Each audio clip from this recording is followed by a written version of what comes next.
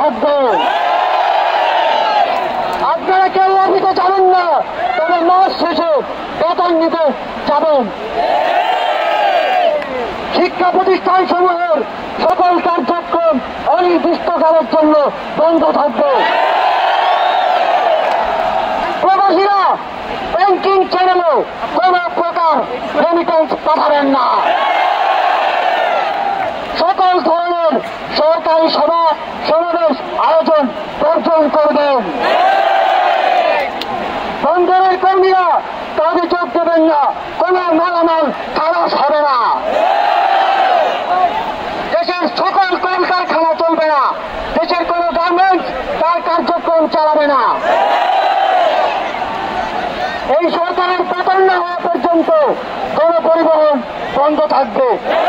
আগামী রবিবার এবং প্রতি সপ্তাহের প্রথম দিন রবিবার শুধুমাত্র ব্যক্তিগত লেনদেনের জন্য ব্যাংক খোলা থাকবে।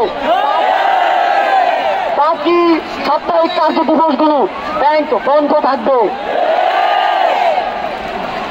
পুলিশ সদস্যরা রুটিন ডিউটি ব্যতীত কোন ধরনের প্রোটোকল ডিউটি, রায়ত ডিউটি, প্রোটেস্ট ডিউটি পালন করবে না।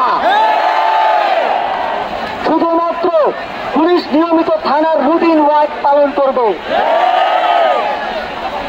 বিজিবি ও নৌবাহিনী ব্যতীত অন্য বাহিনী ক্যান্টনমেন্টের বাইরে ডিউটি পালন করবে না।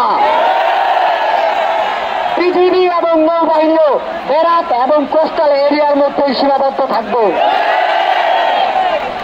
আপনারা সচিবালয়ে যাবেন না, ডিসি বা উপজেলা কর্মকর্তারা নিজ নিজ কার্যালয়ে যাবেন না। কোন প্রকার অফশোর ট্রানজাকশন চলবে না। আমরা চাই না পতনের আগে এই সরকার দেশের অর্থ লুটপাট করে বিদেশে নিয়ে যাক।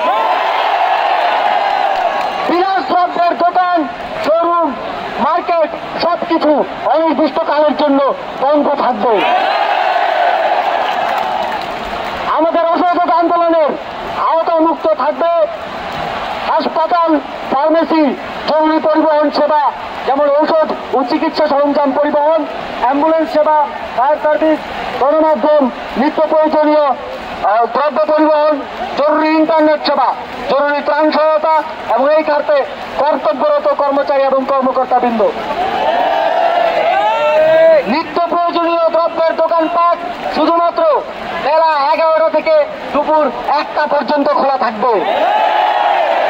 বন্ধুগণ, এই স্বৈরাচারী খুনি সরকারের পতন না হওয়া পর্যন্ত এই প্রত্যেকটা কর্মসূচি আপনারা পাড়ায়, মহল্লায়, গ্রামে, শহরে, থেকে তেতুলিয়া, রূপসা থেকে পাথুরিয়া বাস্তবায়ন করার দায়িত্ব নেবেন। আপনারা কি সেই দায়িত্ব নিচ্ছেন? কারা দায়িত্ব নেবেন? হাত তোলেন। যতদিন পতন না হবে ততদিন আমরা এই সরকারের সাথে সম্পূর্ণ নন কোঅপারেশন অসহযোগ ঘোষণা করছি। অসহযোগের পাশাপাশি বিক্ষোভ মিছিল সমাবেশ করে আপনারা সারা দেশে এই আন্দোলনকে জাগ্রত রাখবেন।